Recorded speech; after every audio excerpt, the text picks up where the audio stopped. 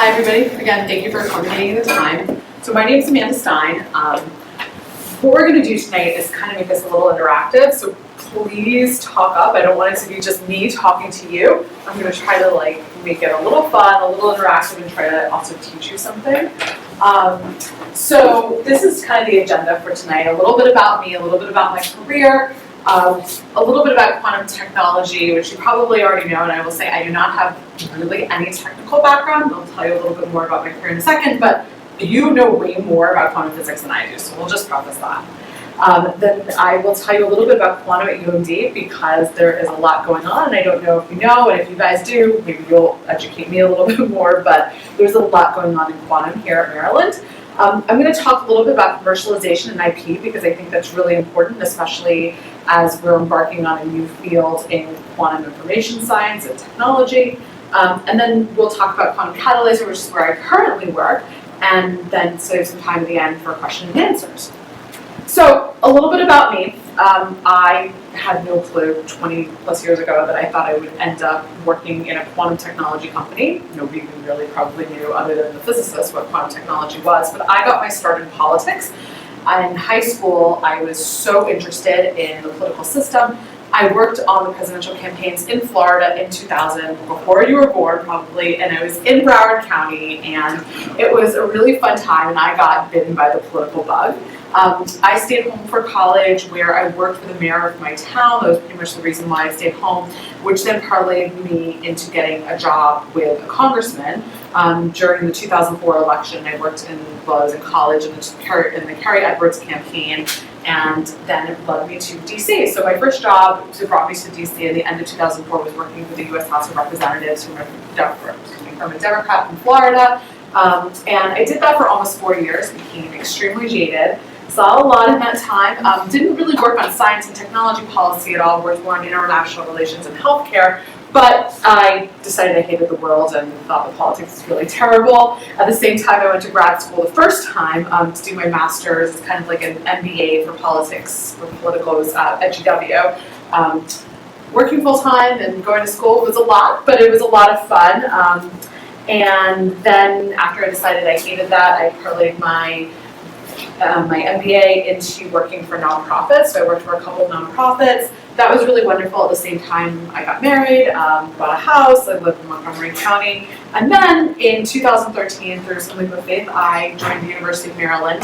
I was Director of External Relations in the Department of Electrical and Computer Engineering. Any EC majors? No, you got it for EC majors. And I worked for the chair of the department, which was a job that really taught me about science and technology and partnership building and really the essence of startup companies and really seeing how an idea can go from literally a piece of paper into a company that's raising $50+ million was amazing. And it was a journey over the last 9 years that I wouldn't trade for anything. And it opened my eyes to so much more being here at the university. So then around 2019, I was asked to lead the Quantum Technology Center from the staff side. I had worked a little bit with the quantum faculty here at Maryland, mostly on the electrical and computer engineering side, so I had some idea what quantum was, but quantum was starting to be built up quite a bit in 2018-2019 time period here.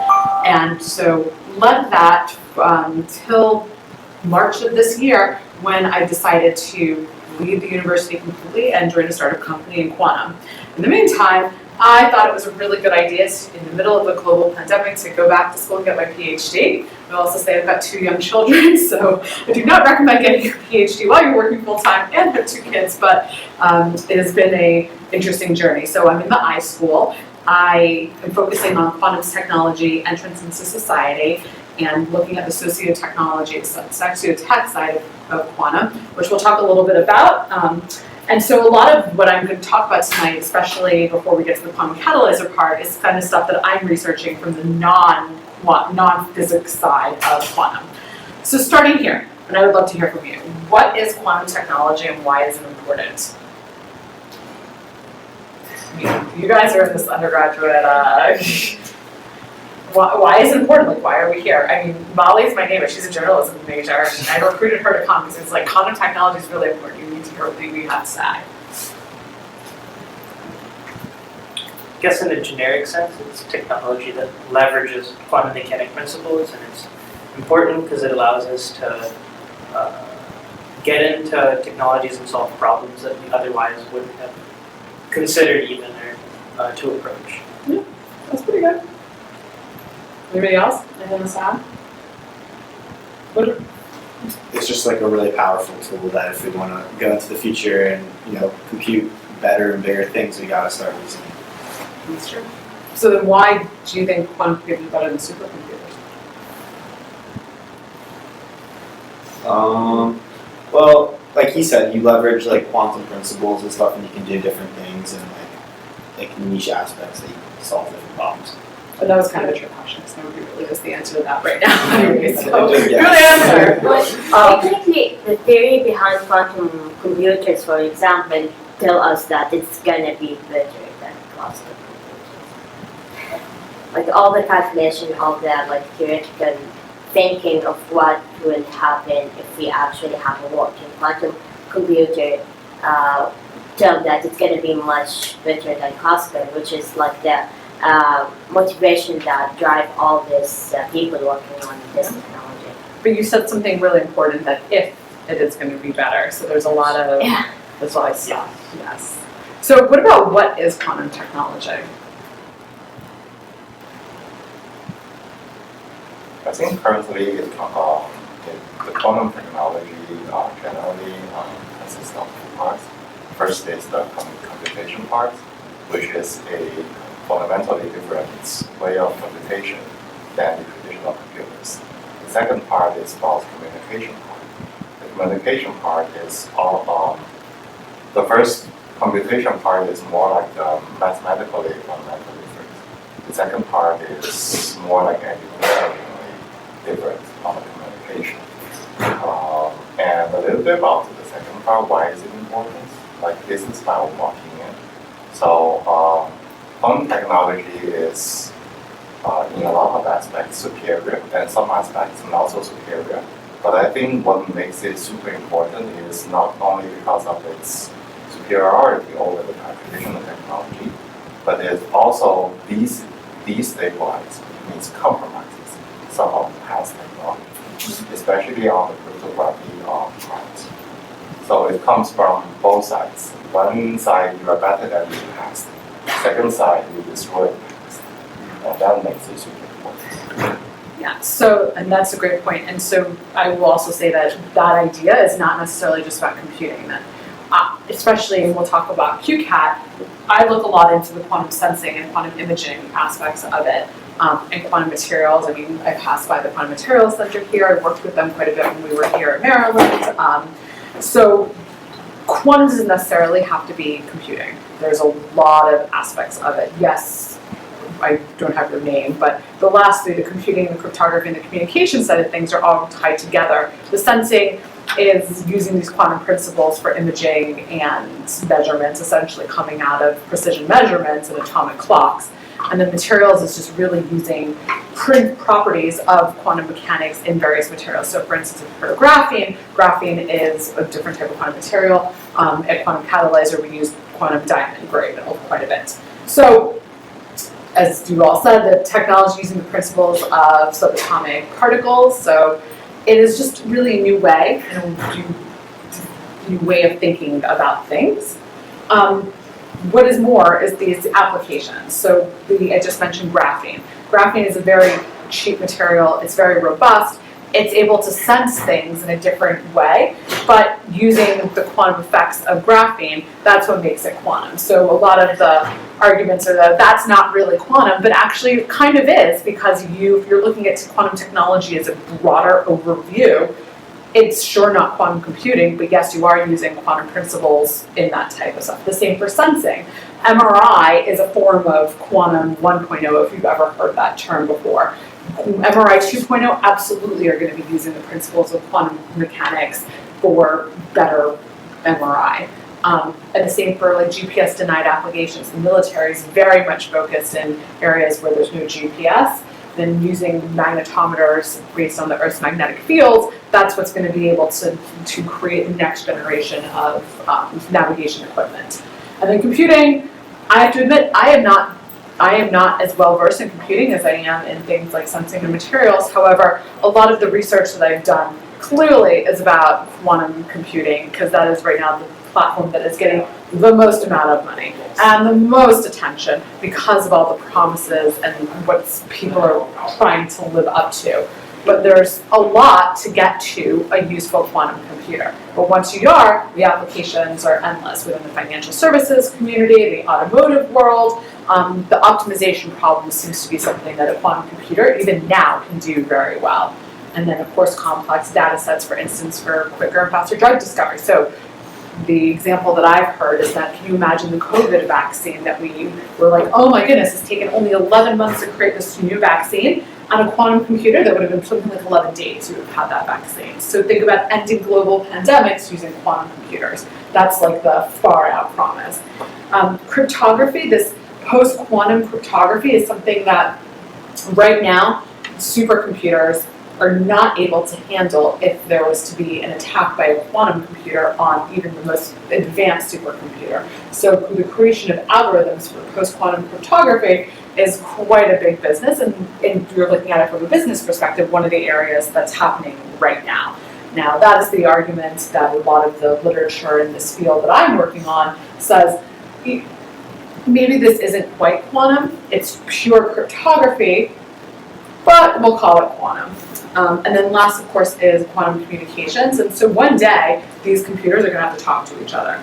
The IBM computers that they built in the 1950s didn't talk to each other. The internet that we have today, this talk being broadcasted, being able to do online classes, you're not necessarily going to do that on a supercomputer, but just like those computers are talking to each other, one day quantum computers are going to talk to each other. The exchange of information is very hard with a quantum computer, having to do with photon entanglement, putting it out on the fiber networks. How this is going to be going about it is way left to be unseen. There are some companies that are emerging right now that are focusing on creating modems and routers and switches that are going to need to be for the future quantum internet. So really, what would a quantum internet look like is probably going to be vastly different from the internet that we have today.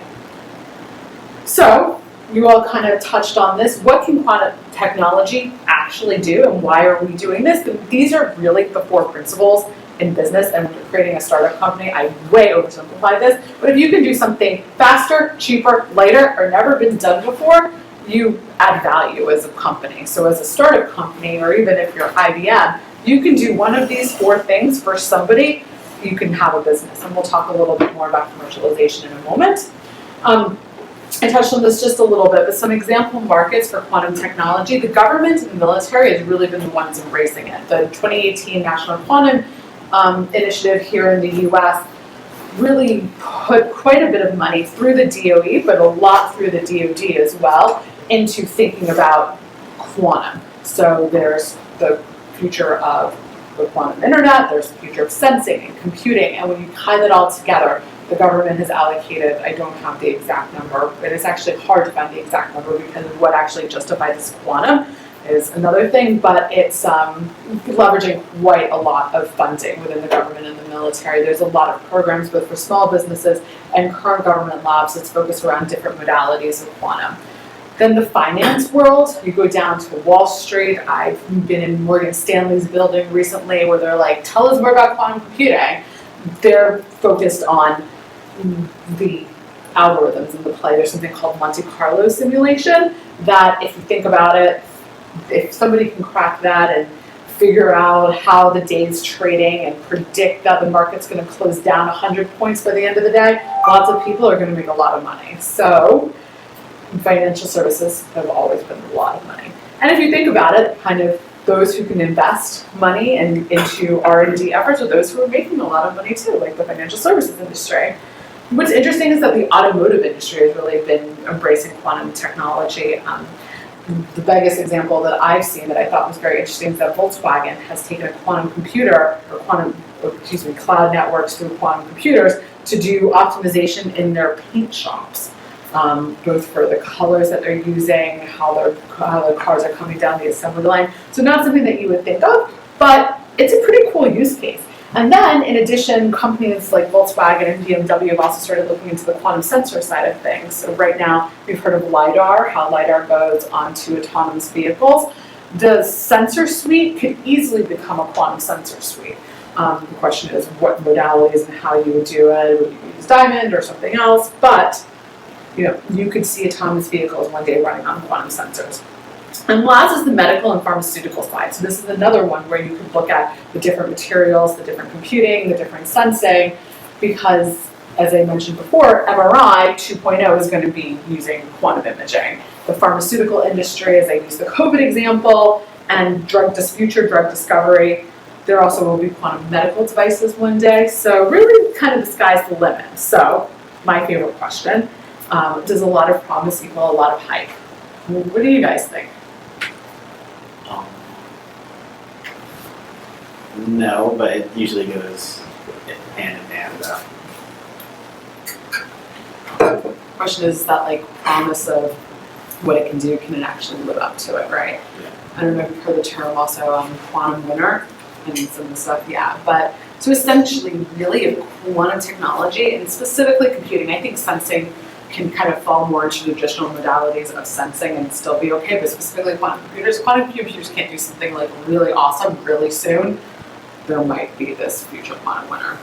This area was something that I spent last spring researching. So for my PhD program, in order to advance cannabis, we write an integrated paper, and so one of the topics I thought I was going to write down was like hype cycles around specifically quantum computing, but I've actually moved into more of the applications area.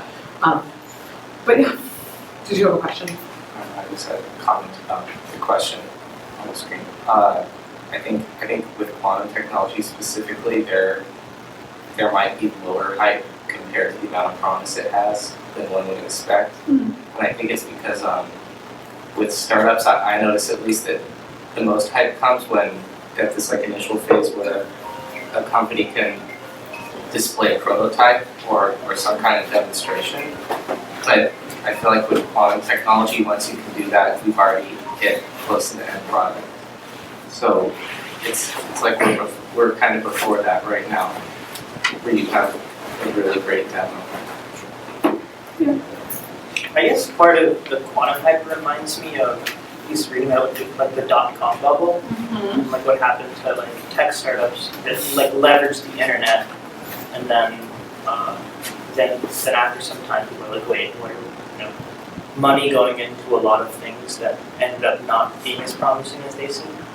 And so, I think people like promise, something that part of what makes us human, but then who's to say that it does deliver on what we think that promise entails? So that's actually a good analogy from the .com bubble. People are saying that there could be a quantum bubble. I think some of the statistics that I've seen is the amount of money is not nearly as much even yet.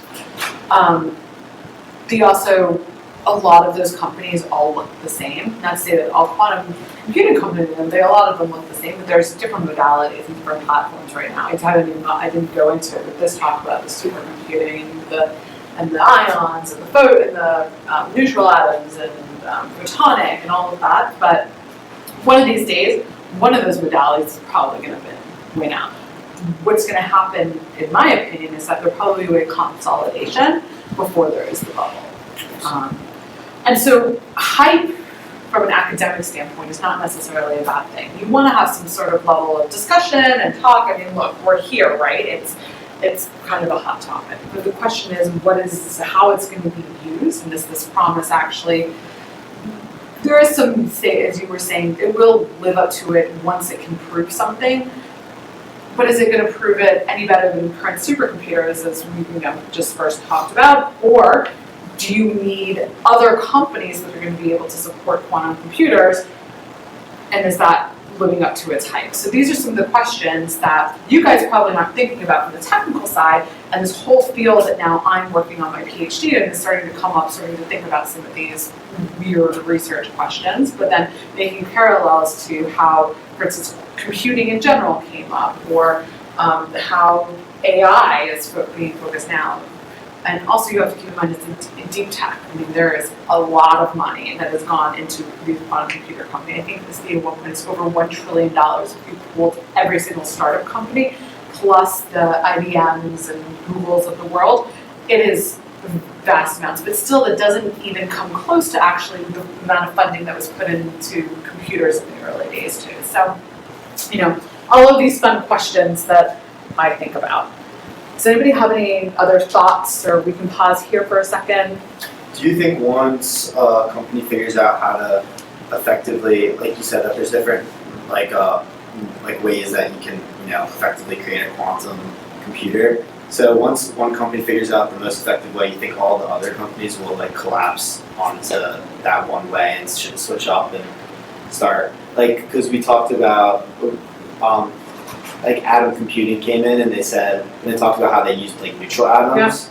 And so like, do you think if they figured out neutral atoms are the best method, like and proved it definitively, like all other companies like IBM would start working on that, or they would stick to their own paths kind of? Yeah, so that's an interesting question. So neutral atoms, so first of all, there's more than just one neutral atom computing company. So atom computing is one. Pascal, who actually I got the opportunity to visit this summer in France, is another. There's another one out of Harvard called Quera. So first of all, I think there'll be a consolidation. If one of those companies is really excelling over one of the other ones, they will get bought, right? That's just what happens with startups. So that's number one. And number two, regarding the platform, I think that what's going to happen with quantum is that not every platform is going to be good for all things. And for instance, superconductors are an older technology than the neutral atoms or the ion traps. When you're putting together a quantum computer, who has the least amount of errors and where can you get the most amount of pure qubits that you can actually do things with? Because here, I mean, a lot, you guys know, but some people out in the real world hear, oh, this company's got 100 qubits, but yet one is actually really good, right? So I think that the company who can get them, or not even company, but the modality that can get to the most pure qubits actually start doing real computing, but not necessarily related to their cloud platforms, will show some demonstration, but the same computers that are really good for drug discovery, those seem to be the same that run the finance algorithms really good, and I think that's what they're finding right now. So the other thing too is that some of the research, if you can get an ion trap to work with a neutral atom computer and talk to each other through quantum communications, that actually can be a totally different game changer. So that I guess would be, I don't want to use the Apple versus PC example, but could be something like that. Yeah. So there's lots of interesting stuff. Ready to talk about quantum at Maryland? Okay, so I don't know if you know this, but Maryland's like really big on quantum, to the point where as a staff member, I'll tell you a little story. Like there was a meeting every single day for about a week where there was a different quantum center talked about in those meetings. So there's a lot of quantum going on in Maryland, but Maryland is a top 10 school in quantum information science. I think they rank something like 6 because both the physics department, the computer science department, and the electrical and computer engineering department is really strong. Maryland's hiring a whole bunch of really wonderful faculty members who are trying to advance quantum in various ways and in all of those modalities. So that's what's great about Maryland, is that it's not necessarily focused on physics or engineering, or it's not just focused on materials or computing or sensing. Like there's researchers who touch on all of that. Which is really great because some schools are much stronger in computing than Maryland, but are not as strong in sensing, let's say. So Maryland knows the future of quantum, and our president, Daryl Hines, was the dean of engineering for a very long time, and even as in dean of engineering, he was very focused on expanding our quantum programs. And I had the privilege of working with him. So this is just a little bit about the quantum programs at Maryland, and I think there might have been one or two more since this slide is made. The chairman of physics gave me this slide. So just really quickly, the Joint Quantum Institute is the oldest. This was founded, I believe, in around 2000, and please cut me off if you know any of this or if I'm totally boring you, but this is the oldest. This is in conjunction with NIST, and so a lot of the researchers here are joint between UMD and NIST. It is very well known worldwide. There's only one other NIST quantum center out in the University of Colorado in Boulder. The Quantum Materials Center used to be called something else, and the Condensed Matter Theory Center are both working more on the material side. Both these centers are quite old and have been studying for a very long time here. Then moving up through JQI created QUICS, and this is what is focused on quantum information theory and specifically quantum computing. More on the algorithmic side. Then there's the Institute for Robust Quantum Simulation. So this is one of the newer centers at the university. It is an award from NSF, the Quantum Loops Challenge Institute. So actually, maybe we should have somebody from there from the talk here. Very focused on quantum simulation, which is really interesting, which I didn't touch on very much. I don't understand it as well as some of the other things, but the whole idea is that if you can simulate quantum, you actually really need a real quantum computer. And they're doing, the researchers, that not just at Maryland, but I think there's something like 10 different institutions on that, are doing a really great job thinking about some of those problems. Then the center that I used to work for, the Quantum Technology Center, is really focused on the applied side of quantum. So going into what we're going to talk about where I work now, in Quantum Catalyzer, a lot of technology is being commercialized out of Quantum Technology Center. Then the Quantum Startup Foundry, which is trying to attract quantum startups worldwide here to the state of Maryland. There's something called QLab, which I don't know if you guys got to play in QLab or worked in QLab at all. So that is moved through an agreement with IonQ, where essentially University of Maryland students and researchers and even people from the community can go work on IonQ computers, which is really cool. And then, last but not least, the Mid-Atlantic Quantum Alliance is this consortium of companies and other academia that actually was started right before the pandemic in January of 2020. We went over to state capitol and they signed a bill saying that quantum was really important to the state of Maryland. So there's government agencies, and it's more of just like a networking group. The University of Maryland runs it. So there's a lot. Any questions or thoughts about that? Is ARL the Army Research Center? Yeah, so ARL is as how this, sorry, I should have mentioned that, and the guy who runs ARL, the program for ARL would have killed me if I didn't mention this, so thank you for bringing it up. This sponsors this one. ARL sponsors the Quantum Technology Center. Is the ARL sponsorship for QTC separate to the ARL sponsorship for the other engineering? Yes, for the joint research labs, Yeah. whatever. Yes, Okay, it's so those are totally separate. separate. Yes. Welcome to Maryland politics. Yes. Any other thoughts, questions? Cool. So, what I want to talk about, and I kind of touched a little bit about this. Now we're going to move away from quantum for a little bit. And I emailed Jane and I was like, "Do your friends know about intellectual property and commercialization?" She's like, "No, better go talk about it." So I'm going to give a super brief overview on this. And if anybody knows anything, please chime in because it's going to be super fast and a lot. But I'll tell you, when I was an undergrad, I had no clue what commercialization was. This stuff happens in universities, and the students have no clue. So the real definition of commercialization essentially is to exploit intellectual property for profit, manage a business to develop profit, and essentially bringing new products and services to market. So then let's look at what IP is. IP essentially is an invention. There's 4 types of IP. We're going to focus more for tonight on patents, but then there's also trademarks, copyrights, and trade secrets. So you've probably heard that the Coke recipe out there, that's a trade secret, right? So essentially anything that comes out of my mind, your mind, is intellectual property. There's a big thing about who owns intellectual property if you're doing a sponsor project from a company.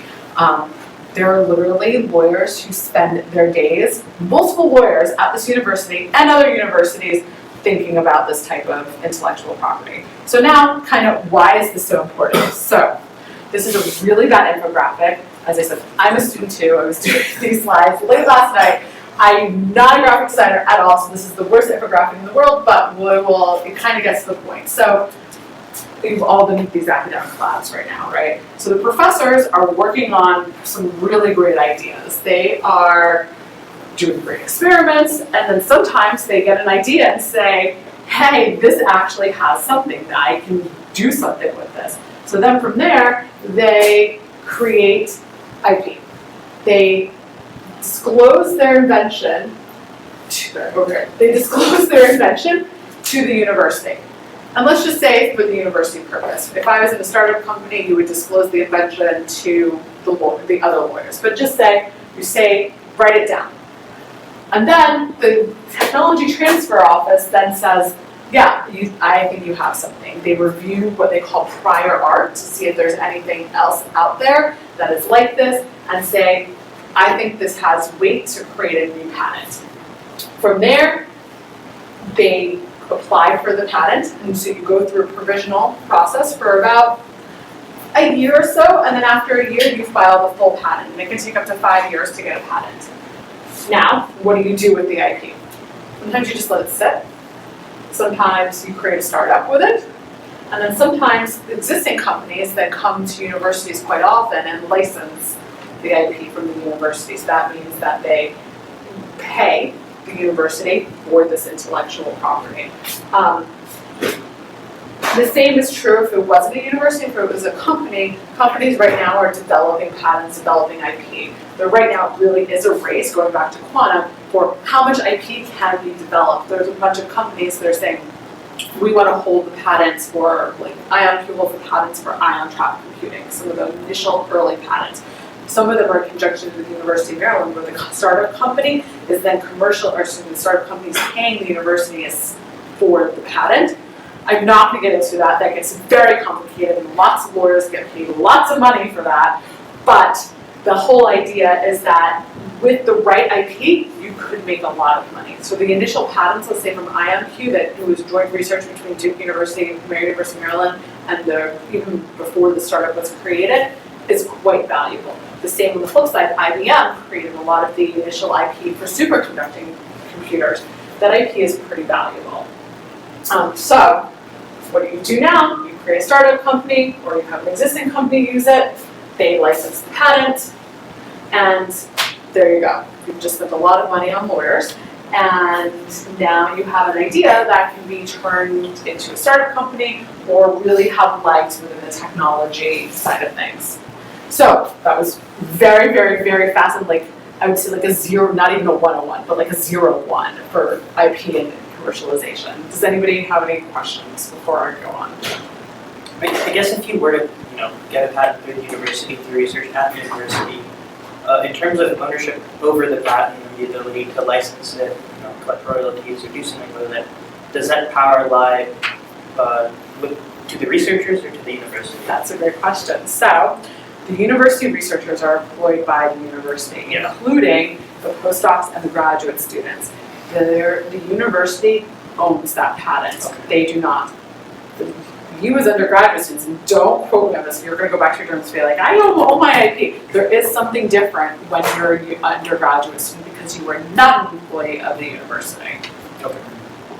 So, keep that in mind. Good question, though. Yes? Then would the same apply that if you put something on the job at a startup, it would be by a startup or like by IBM? Yes.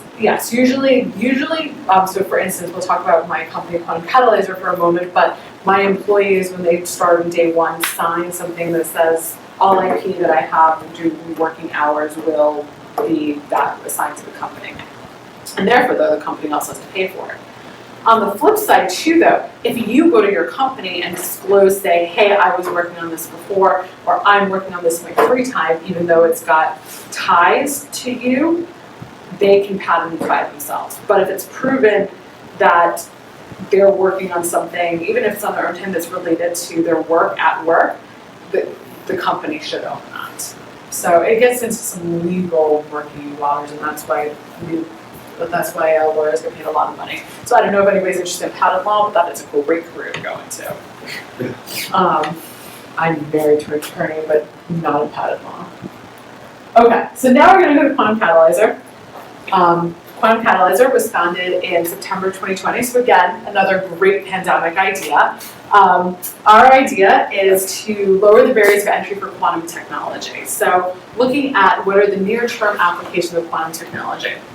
So we have two missions right now. The first is the company creation. So we are looking at some great IP both at the University of Maryland, Harvard, MIT, other places where my co-founder, Ron Walsworth, he's a professor here at the university.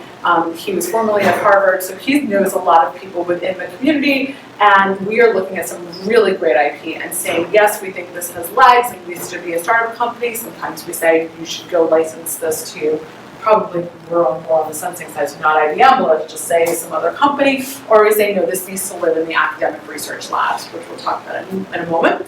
The other thing that we do is contract research and development with some key entities working in more quantum sensing space, not necessarily quantum computing, though I'll tell you about something we're doing in the computing space in a moment. But the contract R&D is really to look at with some partners, could there be IP developed that could, in that case, it would be joint between us and that other company because they're paying us for this contract R&D. But and we negotiate all of these terms ahead of time, which is so fun working with these lawyers again. But the contract R&D really allows us to broaden some of the scopes that we're working with and some of the partners that we're working with. So sometimes if a company comes to us and says, hey, we have this idea, can we explore it with you? That's what contract R&D is. So going back to the process of company creation, I mentioned that we start with the strong quantum technology. So that's identifying the IP. We look for the applications first. So we don't want to just create a company just for the sake of creating a company. It has to have a real application. And then we look for founders of these actual companies. So most of the time it is the academic in his research lab, sometimes it's the postdoc who's going to come in as the CTO, sometimes it's people within the community, and we're trying to marry the IP and the people working and people who want to come work for a quantum startup company. Now what we're doing, which is really interesting, and I don't want to necessarily call us an incubator or an accelerator because whereas places like that actually try to get companies to come to them, what we're doing is trying to create companies. So we share resources, and our lab is just over by the Discovery District, if you've ever been there. We look for the technology and IP development within the companies, and then we work in business and strategic partnerships, which is really key because if you don't have people who want to buy your product one day, then it's not worth even doing, right? So we try to do this on the earlier side, and as we talked about before, quantum is really expensive to do. And we're focused on quantum sensing, which may not be as resource intensive as quantum computing, but it's still very expensive. I had no clue that a laser cost like $45,000. Like buy my car doesn't even cost $45,000 and I drive a Volvo. So like, it's expensive. So these sharing the resources among multiple companies allows us to try different things, and as companies grow up, they will move out of using these shared resources. And then from there, as I said, quantum startup growth. So some of the things, I won't go into all these bullet points, there's a lot of bullet points here, but the same way that a traditional incubator and accelerator would, we try to guide these company creations. So we're having shared technical staff, we use shared legal resources. It's kind of like a turnkey operation for somebody who's interested in creating a quantum startup, the right quantum startup. So this is mine and my team's favorite slide. It kind of gives you this journey. So just walking you through a little bit, this is what I was talking about, working with the inventor on the best pathways for commercialization. And once we kind of have, we start doing some planning. So we start thinking of technical development using the resources that we already have, as I mentioned, like the $45,000 laser, or the big computer that we bought, so that with every idea that we have, they don't need to replicate it with all of those labor and resource-intensive things. Then we look into early-stage strategic partnership and identification for development, and as I said before, this is really important because who else is going to buy your product? And who else, if you say, I have this idea to do drug discovery using, or excuse me, material discovery using various types of quantum sensors, but that doesn't really have any legs within an industry application, then it's really probably not worth doing. Or after we start talking to partners, we're doing it one way and a partner wants it to do it another way, you know, we might change, or we might bring the idea back into academia to do some further resource and development. And then we look into building the founding team. And sometimes the staff members of QCAT, who, I mean, we're all 10 of us right now, but the staff members of QCAT sometimes go lead and found the company. Now, sometimes we found the company down here to gather the IP when we know that it has really great research behind it. There's a bunch of papers, winning awards at conferences. We might find the company here, but the whole point is that on this side of the journey of the startup, it's actually kind of, I hate using this term de-risking, but we're pretty much, before we're going to venture capital, saying, hey, look, we actually have an idea, we have some strategic partners, even if we've just done pilot projects, we think that this is going to go, we've got a better chance of success because of that.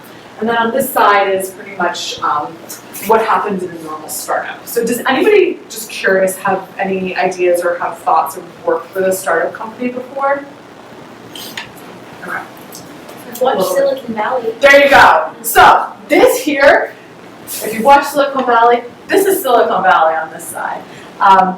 But with software, that's actually a really good example. When you're building an app or software, it doesn't necessarily need so much IP development. You don't actually need to be building and proving out your app before you start the company. But with something like quantum technology, where you don't necessarily know what applications are going to be coming next with that, or how this might be used, you want to do that before you found the company, before you go ask for $10 million for your company. So this side of things, after the company's founded, yes, IP again is very important. You're developing additional IP. This is actually what makes the company valuable, because let's say the company falls apart tomorrow, you said it might still have value in the IP, as we talked about before. Then we keep utilizing the shared resources of QCAT, so for instance the space and the equipment as I mentioned, then looking into hiring folks, help with the fundraising, working with VCs. Again, you pay lawyers a lot of money. You hear about, X company just raised $50 million, I can guarantee you at least $2 million of that went to their lawyers.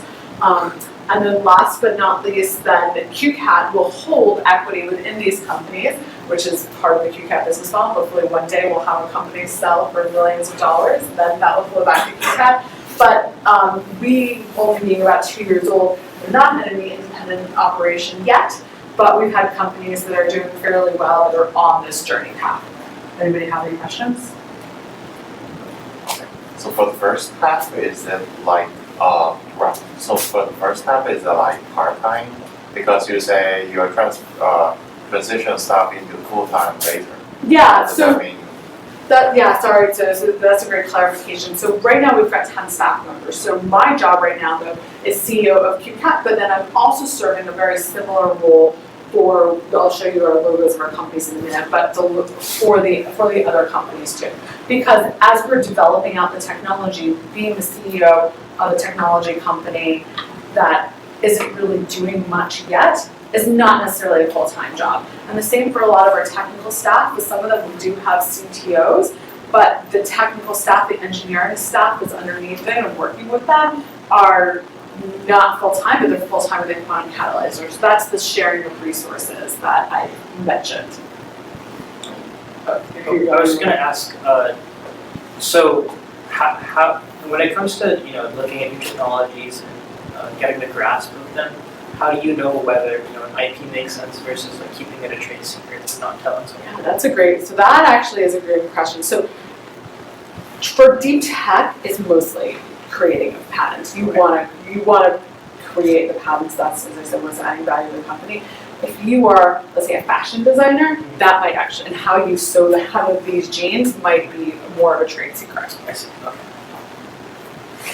I just was wondering about some clarification. If you say work with the inventor, so would the inventor be the University of Maryland? If like, for example, I developed IP here and like in research, and then they own that IP, so you would work with them, or would you work with me? No, I work with you. So Okay. you're the actual inventor. At some point, there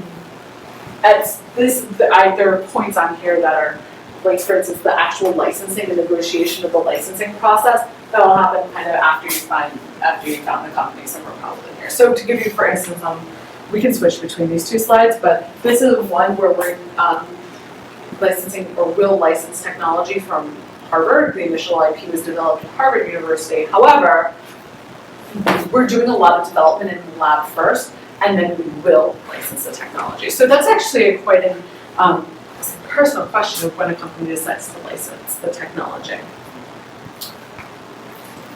So once a company's like in the final part of the roadmap there, does QCAT stay like as an advisor like long run, or is there like a contract period where like it's like 5 years and then?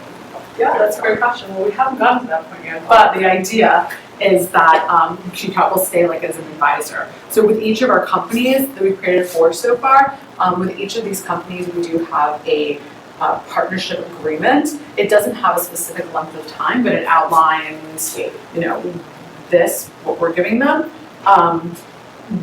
It does not put in a set time, but the idea is that QCAT will always hold equity and be involved in some capacity. Okay.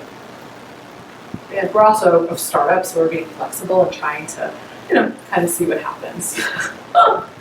So, sorry. I was just curious, how much more different with the earlier stage of the bracket show?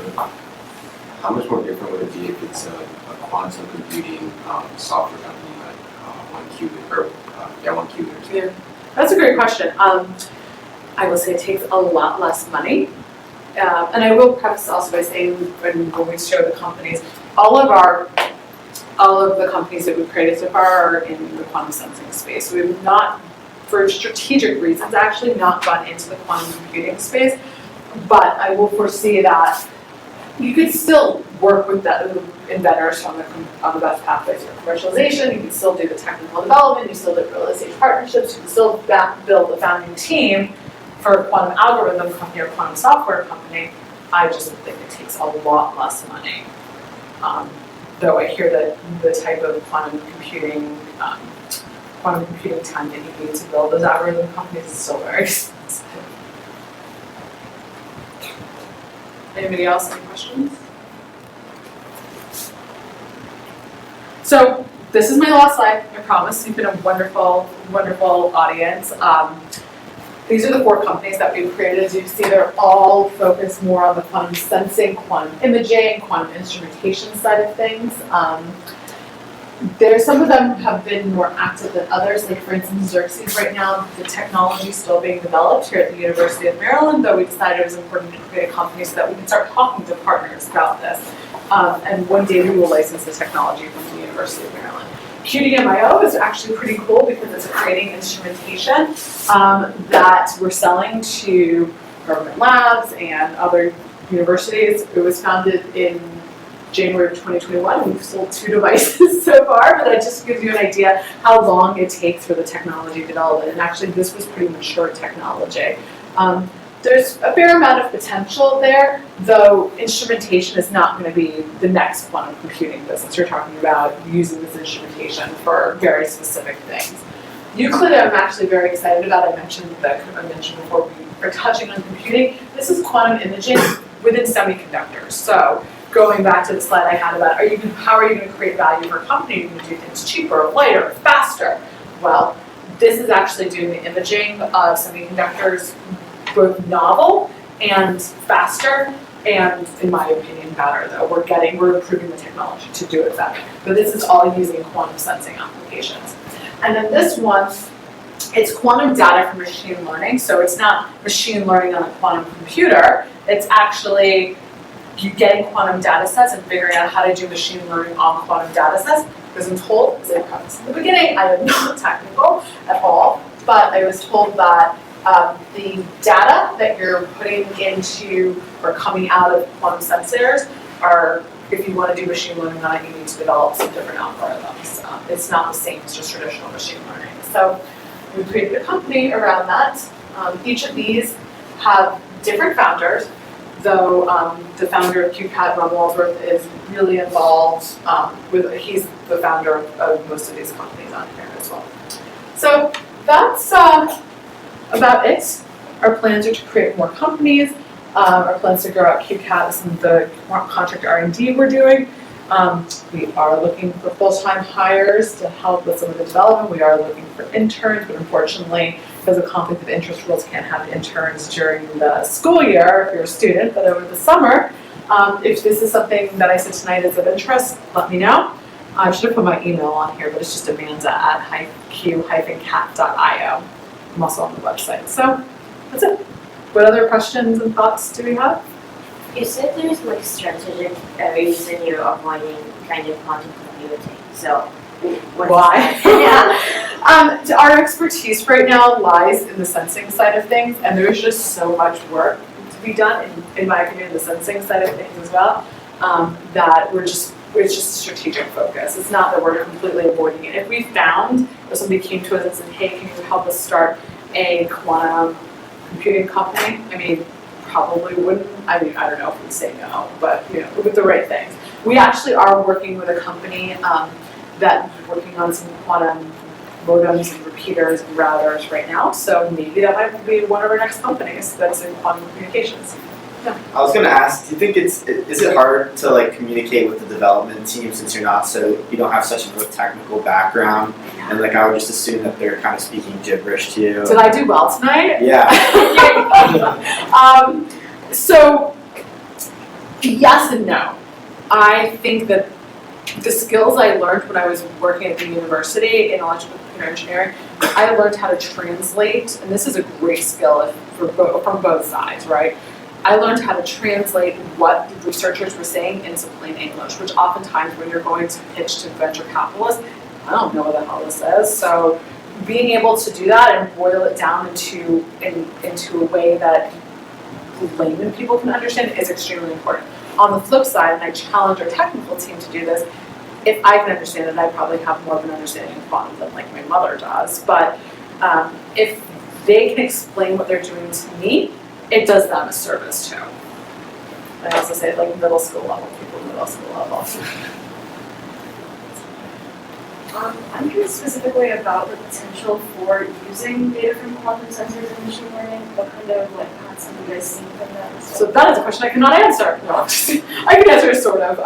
So for instance, let's take Euclid for example.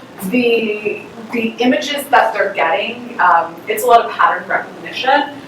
So using that pattern recognition for the machine learning side of things and moving outputs of that are able to say, okay, this batch of chips from Intel has XYZ flaws, or if we're seeing this flaw on like a 555, what are we going to, like how is that going to translate to other ones in the future too? With this company, they're also saying, looking at where there might be like, what else they call it, failures within a chip. And so they're predicting if they can have enough data output where the algorithms can be tuned to say every chip that looks like this is going to fail at this one point. I mean, that's what it might have been. Did I answer your question? Yeah. Okay. But see, that's a good example of having to be able to translate technology.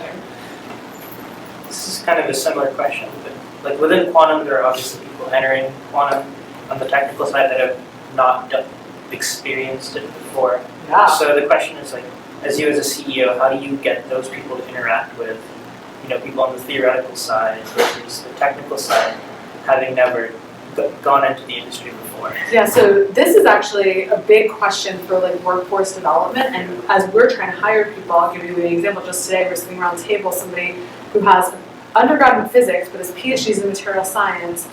He's done a lot of product development. He knows how to do this commercialization thing that we've talked about, but he doesn't have a quantum background, but not that many people do. So then do you take a bet on somebody like that who has a lot of the translational skills that you need and teach them quantum? Or do you wait for the next PhD coming out of grad school? So now you've entered like this interesting philosophical question. Yeah. Okay then. Thank you so much, Jane. Thank you for inviting me.